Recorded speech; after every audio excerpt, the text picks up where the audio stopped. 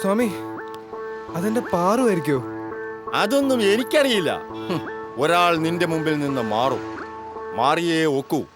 അപ്പോൾ നീ മനസ്സിലാക്കിക്കൊള്ളണം, അതല്ലായിരുന്നു നിന്റെ പെണ്ണെന്ന്. അത് മനസ്സിലായിക്കോളാം.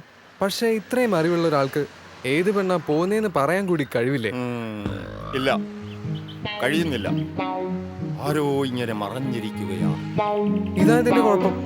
മനുഷ്യൻ ഇതൊക്കെ കേട്ട് ആകെ ത്രില്ലടിച്ചിരിക്കുമ്പോഴാ ഒരു മറച്ചില്. ഇതാരുടെ കണ്ടുപിടിച്ച കാലം തൊട്ടേ ഇങ്ങനെയായിരിക്കണമല്ലേ? അല്ല, അതെല്ലാം ഓരോരുത്തരുടെ ഭാഗ്യം പോലെ ഇരിക്കും. അപ്പൊ ഇനി പെണ്ണാരാന്ന് അറിഞ്ഞിട്ട് കാര്യമില്ല? ഇല്ല. ഒരു ക്ലൂ പോലും ഇല്ല? ഇല്ല. ശരി, അപ്പൊ ഞാൻ ഈ സ്വാമിയെ കുറിച്ച് ചോദിക്കാം. ആവാം. ഞങ്ങളെ കയ്യിൽ നിന്ന് ഈ പണമൊന്നും വാങ്ങാണ്ട് എങ്ങനെയാ സ്വാമി ജീവിക്കുന്നത്? കണ്ണിക്കണ്ട ജോലിയൊക്കെ ചെയ്യും, കിട്ടുന്നതിന് ഭക്ഷണം വാങ്ങി കഴിക്കും, അത്ര തന്നെ. എന്താ, ഇഷ്ടപ്പെട്ടില്ലെന്നുണ്ടോ? ജോലി ചെയ്ത് ഭക്ഷണം കഴിക്കുന്നത് നല്ല കാര്യ. പക്ഷെ സ്വാമി കുറച്ചെങ്കിലും പൈസ വാങ്ങണ്ടേ? വേണ്ട, അത് മാത്രം വേണ്ട. കാരണം ഈ സിദ്ധി നമുക്ക് കിട്ടിയപ്പോഴേ നാം തീരുമാനിച്ചതാണ്, പ്രവചനങ്ങളിൽ നിന്ന് ഒരു പൈസ പോലും വാങ്ങില്ലെന്ന്. സത്യം പറഞ്ഞ ഞങ്ങളുടെ മാർഗദർശിയായ അങ്ങ് അല്പം പണം മേടിക്കണേൽ തെറ്റില്ല എന്നേ എനിക്ക് പറയാനുള്ളൂ. കാരണം അമ്പലങ്ങളും പള്ളികളും പണം സംഭാവനയായി വാങ്ങുന്നത് നിലനിൽപ്പിനായിട്ടല്ലേ. പിന്നെ അങ്ങേക്ക് എന്തുകൊണ്ട് പൈസ വാങ്ങിച്ചൂടാ? ശരിയാണ്, പക്ഷേ അത് വേണ്ട എന്നാണ് എൻ്റെ തീരുമാനം. ഏതായാലും താങ്കളുടെ കാര്യമൊക്കെ ഞാൻ പറഞ്ഞത് ശരിയായി വരുന്നുണ്ടല്ലോ. ശരിയാ സ്വാമി, പറഞ്ഞതൊക്കെ അച്ചട്ടാ. മതി, ഈ അംഗീകാരമാണ് നമുക്ക് ആവശ്യം. മറ്റൊരർത്ഥത്തില് മാർഗദർശികളായ അധ്യാപകര് നിലനിൽപ്പിനല്ലേ പണം വാങ്ങുന്നത്. അതെ, അങ്ങേക്കും വാങ്ങിച്ചൂടെ പണം? ഇങ്ങനെ കണ്ണ് കണ്ട ജോലിയൊക്കെ ചെയ്യേണ്ട ആവശ്യമുണ്ടോ? ശരിയാണ് നീ പറഞ്ഞത്. ആ അർത്ഥത്തിൽ അത് വളരെ ശരിയാണ്. നീ എന്റെ കണ്ണ് തുറപ്പിച്ചു മോനെ.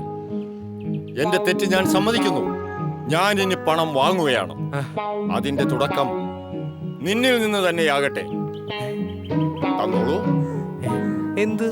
ദക്ഷിണ 100 രൂപ. അയ്യോ, എന്റെ അടുത്ത് 10 രൂപയേ ഉള്ളൂ. 10 രൂപ? അതെ, ശരി. എന്നിട്ടാണോ ഇത്ര വലിയ കാര്യങ്ങളൊക്കെ പറഞ്ഞത്? കയ്യിൽ 10 പൈസ ഇല്ലാതെ ഇറങ്ങിക്കോളൂ.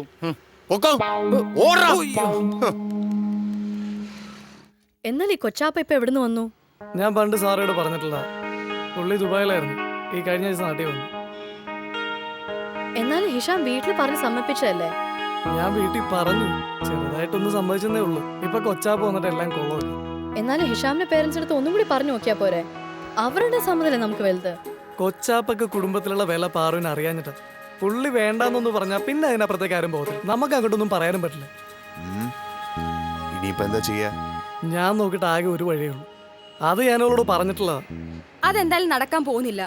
സാറാ, നീ എന്നോട് ഇറങ്ങി വരിക എന്നല്ലാതെ വേറെ ഒരു വഴിയും ഞാൻ നോക്കിയിട്ട് കാണുന്നില്ല. നീ എന്താണ് പറയുന്നത് ഹിഷാം? എല്ലാം ഒറ്റയ്ക്ക് വലിച്ചെറിഞ്ഞിട്ട് വരാന്നുള്ള കാര്യം പറ്റില്ല. ഇപ്പൊ ഇങ്ങനെ ഒരു സംഭവം ഉണ്ടായെന്ന് വെച്ച് സാർ ഇറങ്ങി വരേണ്ട കാര്യം എന്താണ് ഹിഷാം? പാറു, നിനക്ക് കാര്യങ്ങൾ അറിയാഞ്ഞിട്ടാ. കൊച്ചാപ്പി ഇപ്പൊ എനിക്ക് വരെ കല്യാണം ആലോചിച്ചിരിക്കുക. മിക്കവാറും 1 മാസം കൊണ്ട് കല്യാണം നടക്കും. ഇപ്പൊ ഇവളെ എന്നെ കൂടി ഇറങ്ങി വന്നില്ലെങ്കിൽ പിന്നെ എനിക്കൊന്നും ചെയ്യാൻ പറ്റില്ല. അതുമാത്രമല്ല, വേറൊരു മതത്തിലുള്ള ഒരു പെൺകുട്ടിയെ വീട്ടിൽ കയറ്റാൻ പറ്റില്ലെന്ന് ഉപ്പാപ്പ തീർത്ത് പറഞ്ഞു. നീ പറയുന്ന പോലെ അല്ല കാര്യങ്ങള്. സി, ഞാൻ പറഞ്ഞിരുന്നു മാരേജിന് പ്രിപ്പയർ അല്ലാന്ന്. ആൻഡ് റോജൻ എന്നെ വിശ്വസിച്ച ഈ കോഫി ഷോപ്പ് ഏൽപ്പിച്ചിരിക്കുന്നത്. പെട്ടെന്ന് ഇവരൊക്കെ വിട്ടിട്ട് വരാന്നുള്ള കാര്യം നീ എന്താണ് പറയുന്നത് ഹിഷാം? സാറാ, നീ എന്താ പറയുന്നത്? അപ്പൊ ഞാനൊന്നും ഉപേക്ഷിക്കുന്നില്ലെന്നാണോ നീ പറയുന്നത്? എനിക്കല്ലേ നഷ്ടങ്ങൾ? അതാ പറഞ്ഞത്, നമുക്ക് വേറെ വല്ല വഴി. വേറെ ഒരു വഴിയില്ല. ഒന്നെങ്കിൽ നീ എന്നെ കൂടി ഇറങ്ങി വരിക, അല്ലെങ്കിൽ നീ എന്നെ മറക്കുക. ഹിഷാമിന്റെ ഫീലിങ്സ് എനിക്ക് മനസ്സിലാവും. പക്ഷെ സാറേ, കുറച്ചുകൂടി സമയം കൊടുത്തൂടെ? അതെ ഹിഷാം, പെട്ടെന്ന് ഇങ്ങനെ പറഞ്ഞു കഴിഞ്ഞാൽ സാർ എന്ത് ചെയ്യും? ശരി സാറാ, നിനക്ക് അടുത്ത ആഴ്ച വരെ സമയം തരാം. ഞാൻ വരും. എനിക്ക് രണ്ടിലൊന്നും അറിയണം.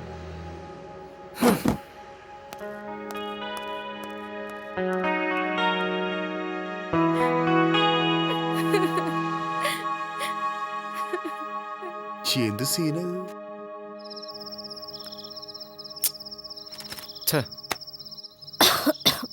അവരെന്തെടുക്കുവാടാ അവിടെ?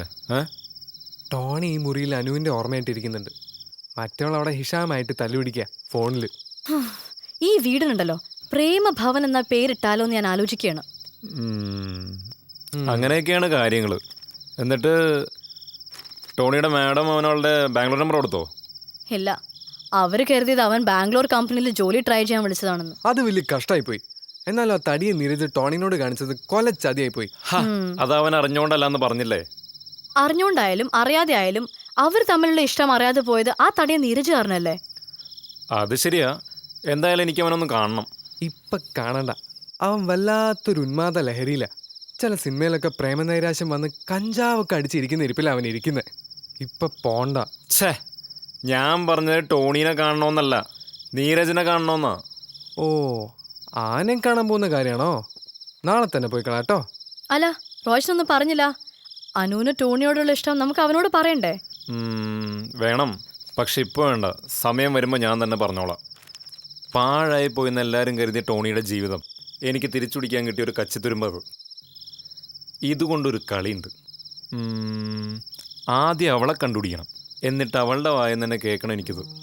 അതിനവള് ബാംഗ്ലൂരിൽ എവിടെയാന്ന് ആർക്കും അറിയില്ല. അത് മാത്രമല്ല, അവളുടെ നമ്പറും കൂടി ആൻസർ ചെയ്യുന്നില്ല. ബാംഗ്ലൂരല്ലേ? പഴയ യാത്രകളൊക്കെ വെച്ച് നോക്കുമ്പോൾ ബാംഗ്ലൂരൊന്നും റോയ്ക്കൊരു ദൂരമേ അല്ല. അത് പറഞ്ഞപ്പോഴാ ഞാൻ എൻ്റെ സ്വാമിജിയെ കണ്ടിരുന്നു. ഞാനായിട്ട് വളരെ അടുപ്പുള്ളൊരു പെൺകുട്ടി എൻ്റെ ജീവിതത്തിൽ നിന്ന് മാറിപ്പോകുന്ന മൂപ്പര് പറഞ്ഞേ. ആര്, ഞാനോ? അധികവും നീ തന്നെ ആയിരിക്കും. നിനക്കല്ലേ ഈ പുറപ്പെട്ടു പോണ പരിപാടിയില്ലേ? നീ ഇതുവരെ ആ സാമിയെ വിട്ടുപിടിച്ചില്ലേ? അങ്ങേരുന്ന് വേറൊരു പ്രവചനം കൂടി പറഞ്ഞു. അനുന്ന് ടോണീനെ വിളിക്കുന്നു. അത് അയാൾ പറയേണ്ട കാര്യമില്ല, എല്ലാവർക്കും അറിയാം. രണ്ടുപേരും തമ്മിൽ പ്രേമത്തിലാണെങ്കിലും പിണക്കത്തിലാണെങ്കിലും അവർ തമ്മിൽ എങ്ങനെയെങ്കിലും കോണ്ടാക്ട് ചെയ്യാൻ ശ്രമിക്കുന്നു. അല്ല, അത് പറഞ്ഞപ്പോഴാ സാറയുടെ എന്താ അവസ്ഥ? ഹിഷാമ അവളെ ഇറക്കി കൊണ്ടാവാനുള്ള പരിപാടിയാ. അവൻ ആഞ്ഞു പിടിക്കുന്നുണ്ട്. കർത്താവേ, ഇനി ഞാൻ അതിനും തൂങ്ങേണ്ടി വരുമോ? അവരൊന്നിച്ച് പോകുന്നിടത്ത് റോയ്സൻ എന്തിനാ തൂങ്ങി പിടിച്ച് പോകുന്നേ? ദൈവമേ, ഇവനൊന്ന് വേഗം സിനിമയെ കയറ്റി ഒന്ന് രക്ഷപ്പെടുത്തണേ. പിന്നെ സിനിമയെ കണ്ടാൽ മതിയല്ലോ. താങ്ക്സ് റോയ്ച്ച, ഞാൻ നന്നായി പഠിക്കുന്നുണ്ട്. ഉർവശിപ്പട്ടം കൊണ്ടേ വരാവുന്നാണ് കൊളുത്തൂരൻ സാർ പറഞ്ഞിട്ടില്ലേ. ഒടുക്കം ഉർവശിന്റെ പട്ടിന്റെ പകരം നിന്റെ കൊളുത്തൂരൻ സാറിന്റെ തോർത്ത് തലേ കെട്ടി നാട്ടുകാരുടെ മുമ്പിൽ ഇറങ്ങാതിരുന്നാ കൊള്ളാം. ആരും കളിയാക്കൊന്നും വേണ്ട. മാക്സിമം ക്ലാസ് കളയാണ്ട പഠിക്കുന്നുണ്ട് ഞാൻ. പഠിച്ച് എനിക്ക് വലിയൊരു നടനാവണം. നോക്കിക്കോ, ആയി കാണിക്കും ഞാൻ. ഈ ആവും ആവും എന്ന് പറയാതെ ഒന്ന് ആയി കാണിക്ക്. ബാക്കിയുള്ളവർക്കൊരു സമാധാനം കിട്ടുമല്ലോ. റോയ്ച്ച എന്തേ